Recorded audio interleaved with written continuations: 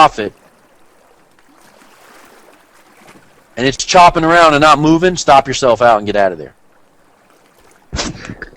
Excuse me. Hope I didn't cough in your ears too bad. You know what? I need a sip of Diet Coke. Hold on.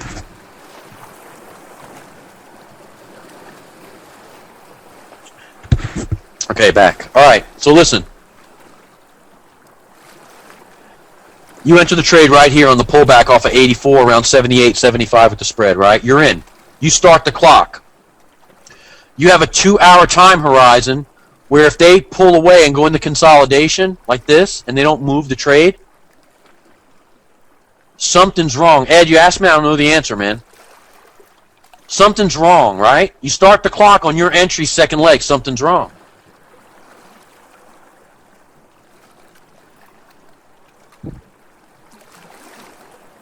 The contracts aren't straddled in the way that they needed.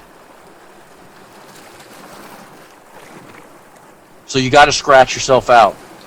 Ed, I mean enough room to move your stop to break even. You should be up 25, 30 pips, 35 pips.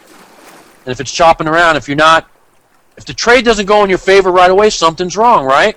You'll get used to it and you'll see, but I promise you, you'll get your plus 50 so quick you'll think something's wrong with the platform. If you're the kind of guy that's been nursing trades and taking multiple orders and hanging around, and then you lift your stop and you sit there for 3 days, you're going to freak out when you hit your take profit in 45 minutes. You're going to be like, man, that was really easy. What the hell just happened? Nice to see you, Arnie. I didn't see you earlier. Understand what I'm saying? You're going to get a shift of the zone, which, remember when you've been in a trade before and they shift against you and you're down and you're sitting there? When they shift the zone, you're going to be in profit. And that's what the traders don't understand when I explain to you. You're going to be in profit so fast, like last night, after they railroad tracked to the low, they shifted right away from that area. Why? They had so much money trap low, they got to get the hell out of there. They issued 3 vectors back into the range. You were out in 15 to 30 minutes.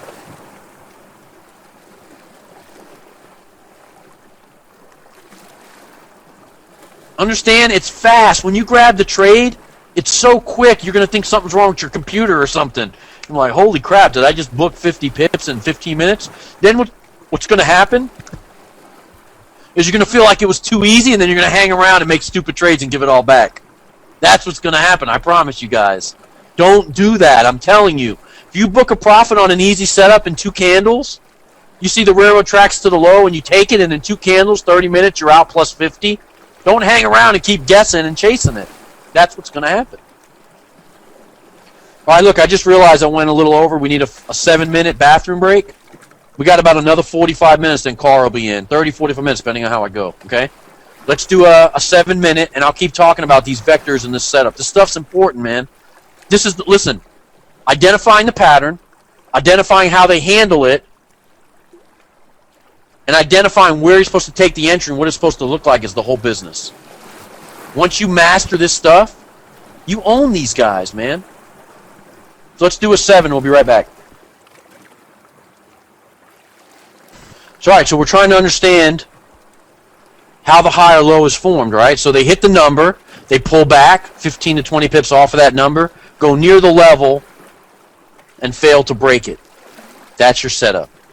Okay, same thing for the downside. They'll spike to the low, pull back 15 to 20 pips. That forms the hump in the middle of the W or the M, right? The pullback right here on the board forms that hump, which if you understand how the 1, 2, 3 trade set up, that's what they're doing. That's how they're working it, okay?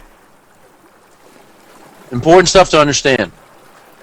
The retest candle is when they come near it to pick up those orders, okay? We call that a high test, high retest, or low retest. I have some pictures for it. Let's see. All right, we covered that. Okay, now, with that in mind, the following candlestick patterns need to occur at or near the high and low of the day. What happened? The clock's still in the way?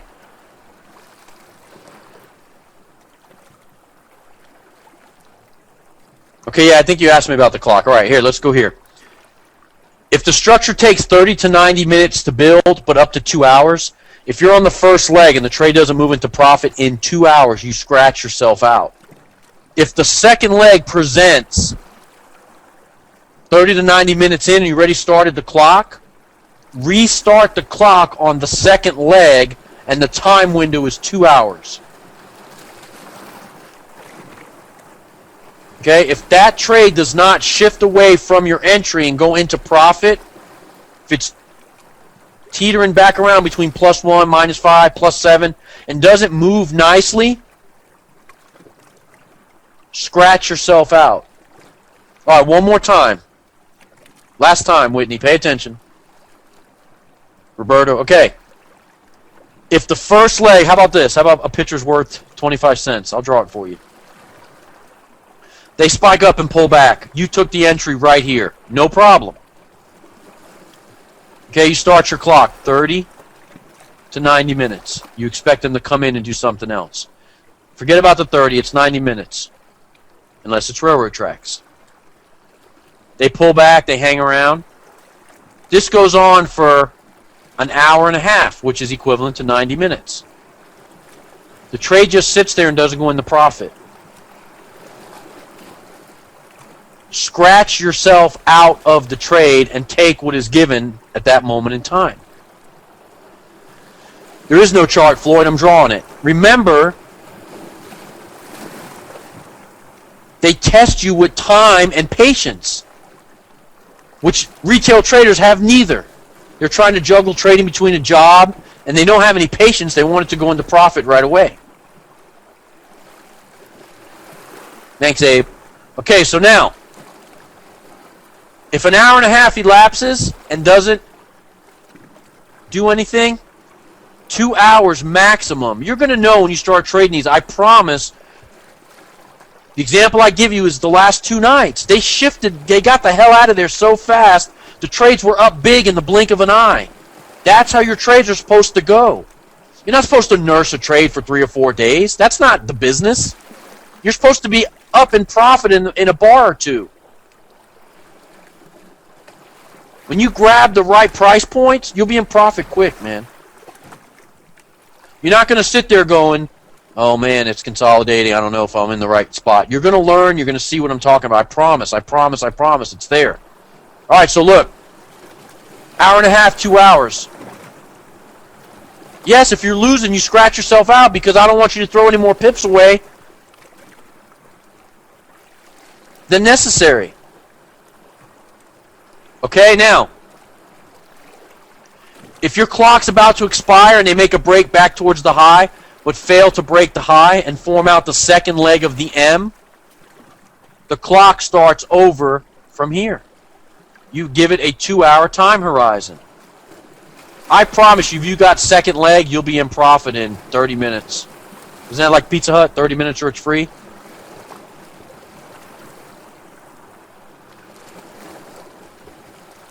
Right, Dave just wrote, shift candles, 20 pips on average, green. The trade goes green.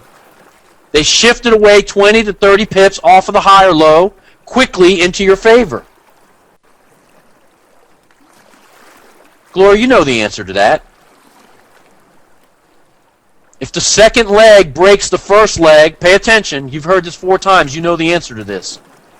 If the second leg breaks the first leg, now it comes down to this. First of all, you have your stop loss in place. If your stop has not been triggered, do not let the market prove you wrong. You are smarter than a fixed position on a chart. The answer is this. How do market makers handle the high and low is the whole business. If they close above and stay above, you're probably going to get stopped out, so take it at 10 pips instead of 20 pips. If they open on the next candle and railroad track back inside the range below the previous high, your trade is still valid. I don't know if I can make that any more clearer. Good, Gloria? It's how they handle the high and low. If they cut the high in an aggressive move, or cut the low in an aggressive move with a big fat candle, you're going to get stopped out. Why would you sit there and wait to get stopped out? Why not take a minor loss and recover on the next strike zone?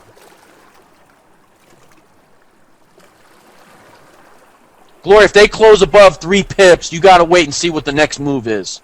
3 pips is not going to be much, obviously. 3 pips plus the spread, you're down 5. If you're down 5, you got to wait and see if they railroad track back inside the range below the previous number. Or back inside the range above the previous number if you're trading off the W side. It's how they handle the high and low to pick up the orders that determines if the trade is still validated.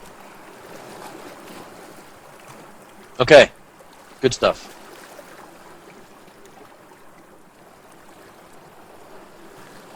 Okay, the certain formations that appear at the right time and distance from the blue box, the vectors, gives you the highest probability setups. Let's look at what these candles should look like.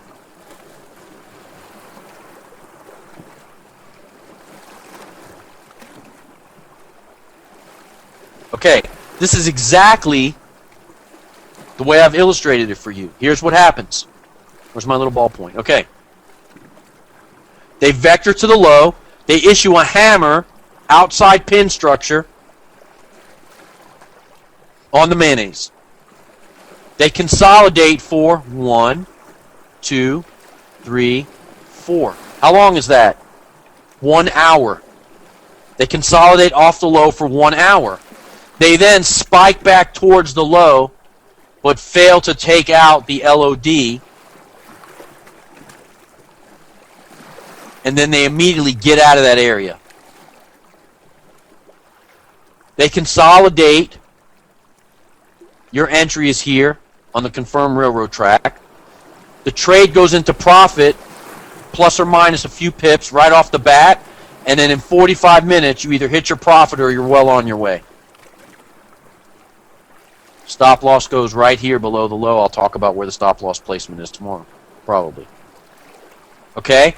This candle that comes back, it's like almost testing the low, right? You know, we talk about support and resistance in the business, and I can tell you the strongest support point is the low of the day. The dealer hits the number and says, no mas. Now, you like that for you Spanish guys out there.